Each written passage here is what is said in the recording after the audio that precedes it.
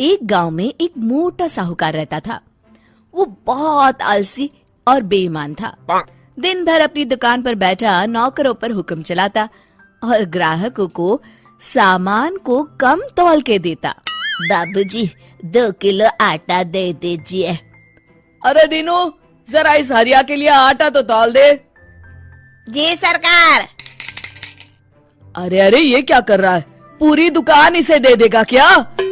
अरे पर सेठ जी, मैंने तो 2 ही किलो। मुझसे जुबान लड़ाता है, कल से काम पर मत आना।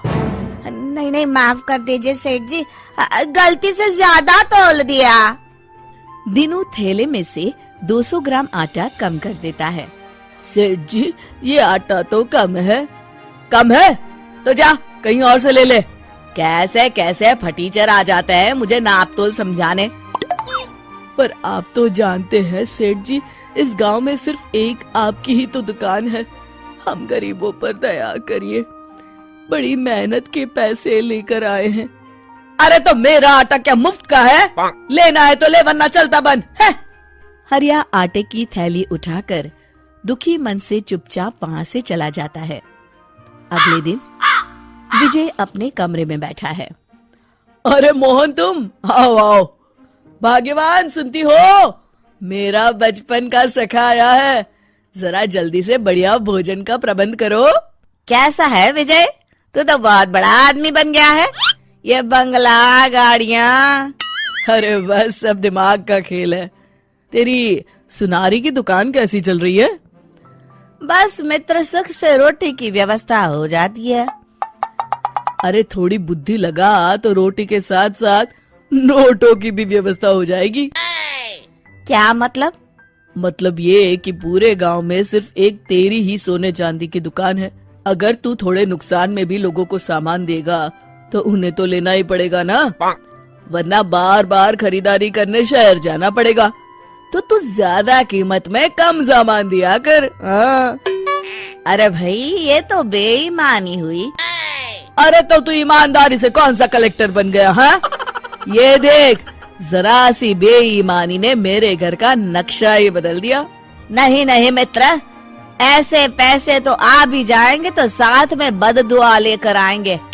किसी की मेहनत की कमाई को मैं ऐसे बेईमानी से नहीं हड़प सकता। तो अपने ईमान की चटनी बना और जिंदगी भर उससे रूखी रोटी खा। ऐसी बात नहीं है मित्र, मेरी मानो तो तुम भी ये सब काम छोड़ दो, वरना एक दिन पछताना पड़ेगा। तभी विजय की पत्नी खाना लेकर आती है। रहने दीजिए भाभी, इस पाप के 56 भोग के आगे मेरी मेहनत की रूखी रोटी ही भली है। मैं चलता हूँ। कुछ दिन बाद विजय के घर इनकम टैक्स की रेड पड़ जाती है। हे भगवान, इन्हें मेरा पता किसने दे दिया? तुमने पिछले 10 सालों से इनकम टैक्स जमा नहीं किया है। तुम्हारी दुकान, जमीन, जायदाद सब जब्त किया जाता है।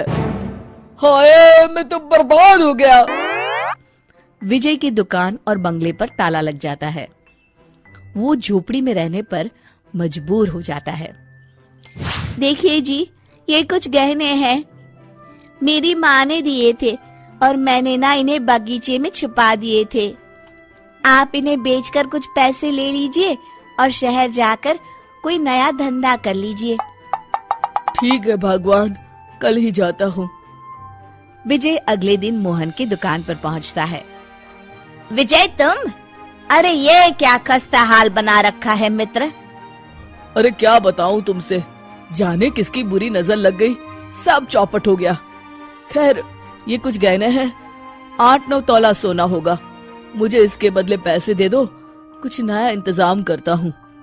वो तो ठीक है, पर मैं तुम्हें 5 तोले के ही पैसे दूंगा। क्या? तुम्ही ने तो सिखाया है मित्र। अरे पर अभी मेरे बहुत बुरे दिन है, ले देकर बस यही गहने बचे हैं मेरे पास। ये सब सोचूंगा तो पैसे कब कमाऊंगा, तुम ही समझा रहे थे ना। ठीक है, जितना मुनासिब समझो दे दो। विजय 5 तोले के पैसे लेकर दुखी होता हुआ शहर की ओर चला जाता है। उधर मोहन विजय के घर जाकर उसकी बीवी को बाकी के पैसे देकर पूरी बात बताता है। घर का जरूरी खाने पीने का सामान भी रखवा देता है। भैया, आपका ये उपकार रहेगा। अरे नहीं नहीं भाभी, ये तो मेरा फर्ज है। मैंने जो कुछ भी किया विजय को सही राह दिखाने के लिए। शाम को जब विजय वापस आता है, उसकी पत्नी उसे पूरी बात बताती है। मैं बहुत शर्मिंदा हूँ। ये मेरे कर्मों का ही नतीजा है जो आज हमें ये दिन देखना पड़ रहा है। कोई बात नहीं जी, देर आए दुरुस्त आए, जो हुआ सो हुआ। अब नया काम पूरी लगन और ईमानदारी से करिएगा जी।